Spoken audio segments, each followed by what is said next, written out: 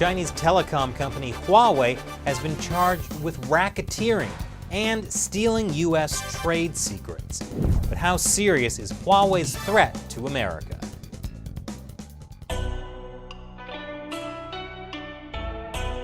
Welcome back to China Uncensored. I'm Chris Chappell.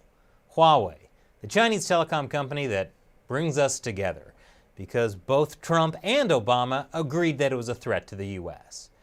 The Justice Department has charged Huawei with racketeering and stealing trade secrets. But despite warnings from U.S. intelligence agencies, some of America's allies still want to make deals with Huawei. Is the Huawei threat really that serious? I sat down to talk about Huawei with economic expert and policy director with America First Policies, Curtis Ellis. He was also senior policy advisor to Trump's presidential campaign in 2016. Thank you for joining me today. Yeah, it's great to be here. Thanks for having me. Sure. So I know you've called Huawei essentially the espionage arm of the Chinese Communist Party, right, masquerading as a telecom company. Mm-hmm. What are you basing that on? Well, they have backdoors built into all of their equipment so that the Chinese government, the Chinese military, the Chinese Communist Party can basically tap into all of the data and information that flows over Huawei networks.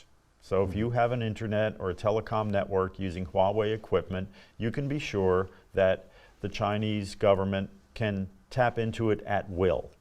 That's espionage. That's cyber espionage. So it's that simple. And there is no other way to put it. To look at it any other way is just delusional. We know that the Chinese government has a law, the civil military fusion law, that requires any Chinese company to cooperate with the Chinese military. This is a communist dictatorship, call it socialist if you want, socialist with Chinese characteristics. They want complete control over everything. There is no such thing as an independent business entity in China. No such thing. Well, so I know the NSA has been accused of asking U.S. telecom companies to build backdoors. Mm-hmm. How is what China is doing with Huawei different from that? Well, one big difference is the United States government is not the Chinese Communist Party. The Chinese Communist Party has a far different agenda than the U.S. government. The U.S. government still, at its best, adheres to the ideals of Western values, individual liberty, privacy, freedom of speech, freedom of religion. At its worst, the U.S. government aspires to those ideals. The Chinese Communist Party has no desire and no illusion about even recognizing those ideals. So you're looking at an organization, the Chinese Communist Party, that is intent on staying in power, accruing, acquiring, and holding on to as much power in its own hands as it can, and it aspires to ideals of the collective above the individual, no such thing as private property, no such thing as individual liberty or individual aspiration. Those are the people who are going to be having access to all the information that flows over Huawei networks. Is what Huawei is doing, is that typical for other Chinese companies? Well, as I said, the Chinese law says that all Chinese companies must accede to the demands of the Chinese government. So if the Chinese government asks, let's say, a Chinese bank to turn over the financial records of its customers, it must do so. It can't say no. I got to get out of that Chinese bank. Yeah, there you go.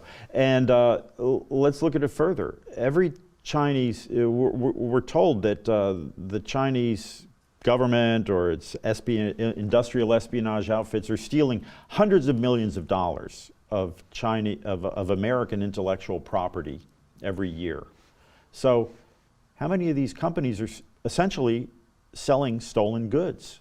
These Chinese companies are selling stolen goods. I know the U.S. Justice Department has just charged Huawei with racketeering and stealing trade secrets. Practically speaking, what does that mean? Well, it means that if you're Cisco and you're building internet routers, Huawei is stealing your designs, copying your designs, building its own routers using your research, using the fruits of your intellectual exploration, making copies of it and selling it probably for less money because it didn't have to go through all the expense, blood, sweat, and toil of designing it and coming up with these designs on its own. So, plus it's receiving government subsidies so it can underbid legitimate companies like Cisco. It can sell that router for less and obtain contracts. So will this charge affect U.S. policy towards Huawei? Well, it certainly has already begun affecting U.S. policy towards Huawei. We are asking our allies not to use Huawei equipment as they build out their 5G networks. We are looking at limiting sales of component parts to Huawei. We don't want to enable this company to carry out its malicious activities. While everybody's focused on the trade deals and selling soybeans to China, there's a vast spectrum of activities that the U.S. government is looking at, a vast spectrum of interrelations with China that we're re-examining. A lot of the premises that underlie our current relationships with China are now really, I'd say, called into question, to put it euphemistically. There was always this premise that the more we engage with China, the more they would become like us. They would become more like us. They would respect liberty, they would respect private property, they would open up their system, they would become more peaceful. What we've seen instead is they become more prosperous and acquire more Western technology. They're moving in the opposite direction. They're becoming a techno-totalitarian state. They're militarizing. They're stealing everything that they can't buy or that we don't give them. So under the Phase 1 deal, they're supposed to address some of these intellectual property theft issues, and they're supposed to purchase more American goods and services, but there's a whole lot of other stuff going on outside the realm of trade which we're looking at. For example, Huawei.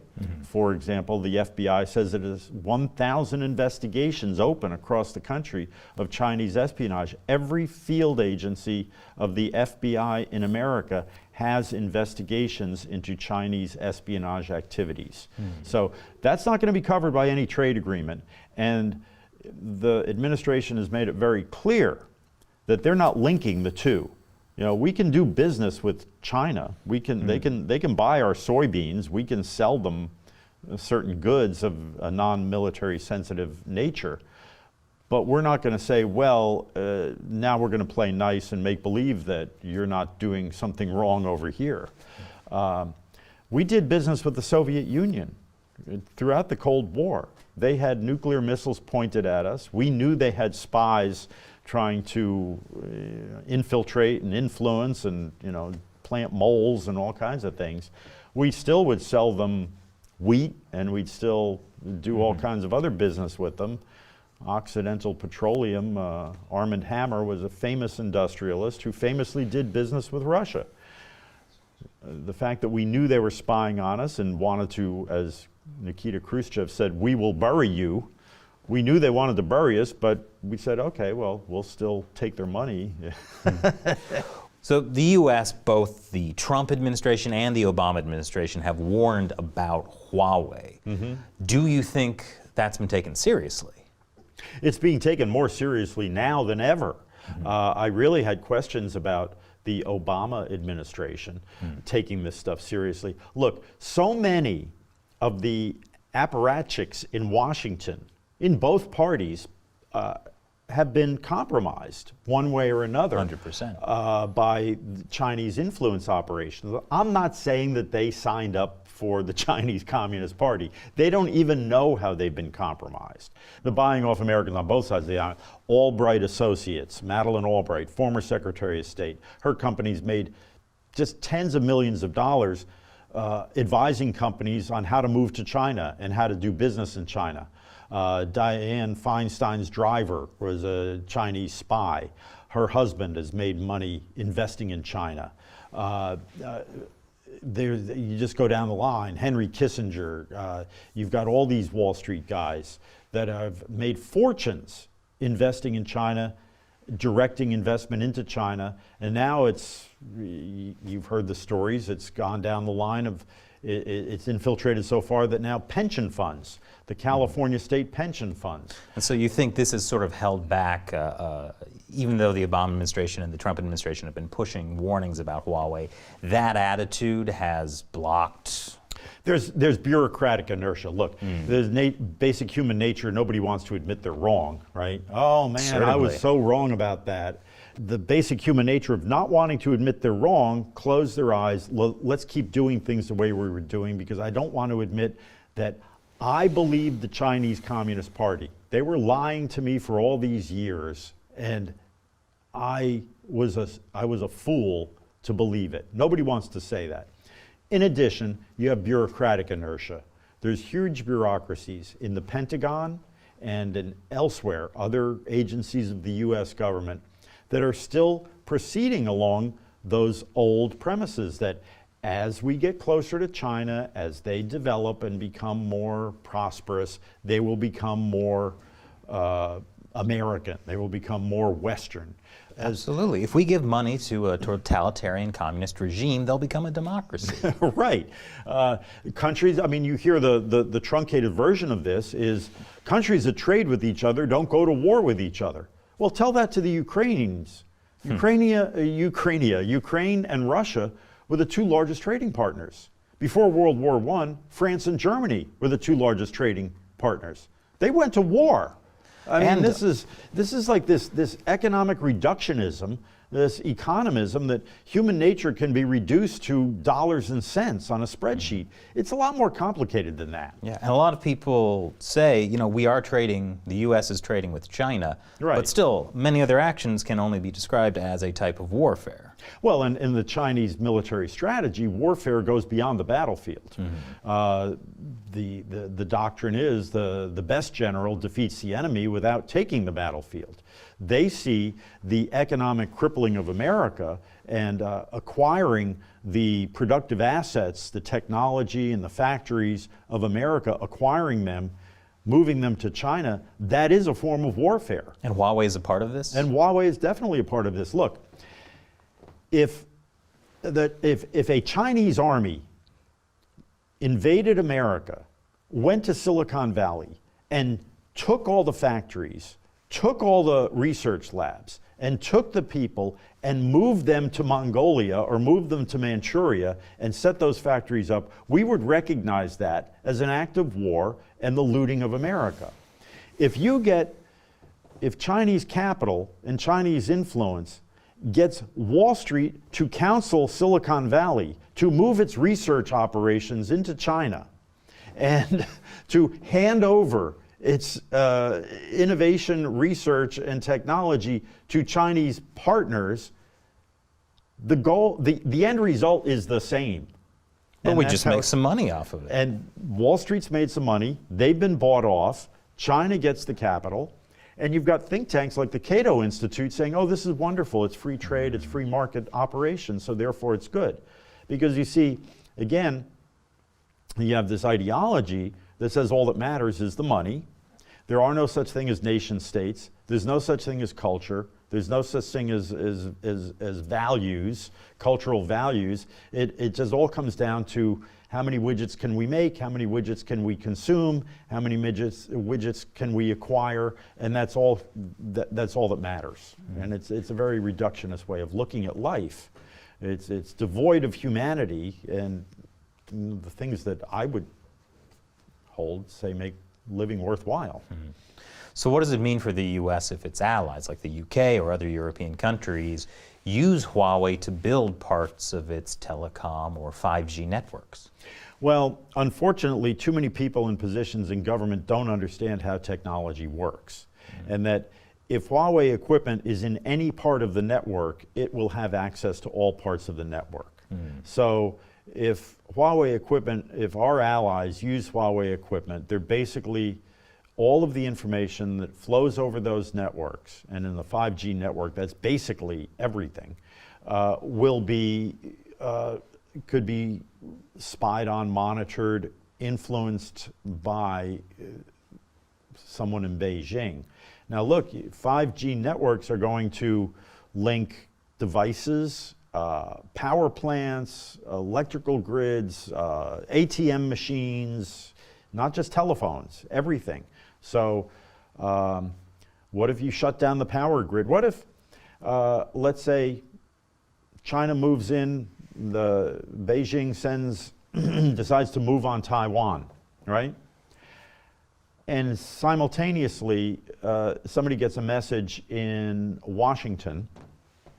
You can let this happen, or you will lose power in East Los Angeles, North Philadelphia, Atlanta, and Dade County, and it'll happen on the first of the month when the food stamp benefits are electronically delivered. The SNAP, the supplemental nutrition, it's no longer stamps anymore, it's an electronic card that automatically are replenished. They won't be replenished, so there will be no power, there will be no food, and what do you think is going to happen in your inner cities on that day, right? Or there will be no power to hospitals.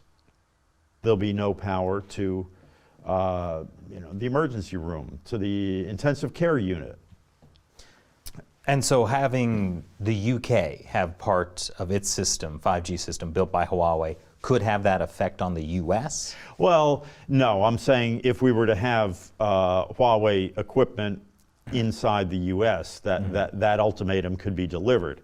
But, okay, Germany's looking at this, like how vulnerable will we be if we have Huawei equipment here? They haven't made the decision yet. The British, maybe their health system's so bad already that they don't care. I suppose you would take it to the point of, well, do you want to see this, the United States would be given this ultimatum, will destabilize all of Europe. You know, the British banking system, the City of London will go down, and all of the finance flows that goes through the City of London will be affected, and that'll have a ripple effect through Wall Street and around the world. Well, some people argue that the U.S. is certainly not offering any 5G alternatives. Right. So for many people, it feels like, well, it's Huawei or the highway. No, it's Huawei or Nokia and Ericsson. Nokia and Ericsson have 5G alternatives. And it's very interesting. Why are the British not going for Nokia and Ericsson? Why are the Germans not going for the Swedes and the Danes, right? This is, and now the United States government is saying maybe we should invest some money into Nokia and Ericsson to develop the 5G alternative to Huawei. You get the impression that the Swedes are sitting there and say, hey, I'm here, look at me, you know, what are you saying there's no alternative? I'm sitting right here. What's going on with that? Some people make the argument that the only reason the U.S. is going after Huawei is because it's seen as a major rival to U.S. tech and telecom companies. What would you say to that argument? Well, we just said that the United States, amazingly, has no alternative for IG. There is no American company that can producing 5G equipment. So for anybody to say we're going after Huawei because it's a competitor to America, that just is false right there. The alternative to Huawei is Nokia and Ericsson. The problem with Huawei is not that there's an American competitor. The problem with Huawei is that it's the espionage arm of the People's Liberation Army. They're entirely compromised. We know they have backdoors in their equipment that can funnel all the information that passes over its networks to Beijing, and that they have been blatantly stealing intellectual property, buying off engineers from rival competitors, doubling, tripling their salary, come work for us, and then violate the non-disclosure agreement that you signed with your previous employer not to disclose their trade secrets. That's what's the matter with Huawei. And final question, do you think with the U.S. putting so much pressure on Huawei, the Chinese Communist Party will try to retaliate? The Chinese Communist Party takes nothing lying down. They've threatened Germany, and they've told German companies, they've told like BMW, well, that's a nice factory you have outside of Shanghai. I hate to see something bad happen to it. Maybe you ought to have your government buy Huawei equipment. So yes, they're already flashing the dagger, threatening retaliation against anyone who doesn't toe the line. You have to wonder, they've got their equipment in place in various countries around the world, in the developing world. What kind of goods do they have on the leaders of some of these kleptocracies in Africa? What kind of goods do they have on high officials or bankers, high government officials or high industry officials in places like Ethiopia? Or I'm just pulling this out of my hat. I don't know if they even have their equipment installed in Ethiopia. There's blackmail that could be going on that we don't even know about. And think about this. No American company ever voluntarily, unless it's forced to, even discloses when it's hacked. It's very rare. I mean, we've heard about Experian, we heard about Marriott, we've heard about a couple other breaches. But virtually every American company, it's been reported, has been hacked, has been the victim of a cyber attack. They generally don't release this information because it materially affects their earnings. It could have a bad impact on their stock price, makes the executives look bad. It's like, you didn't have the systems in place to guard against this. What the hell are you doing, right? So they don't reveal this all the time. You have to wonder, what kind of goods does the Chinese Communist Party have on how many executives and how many companies? So retaliation, the retaliation could be going on already in the form of extortion or blackmail. All right, thank you very much for joining me today and telling us about Huawei. Thank you.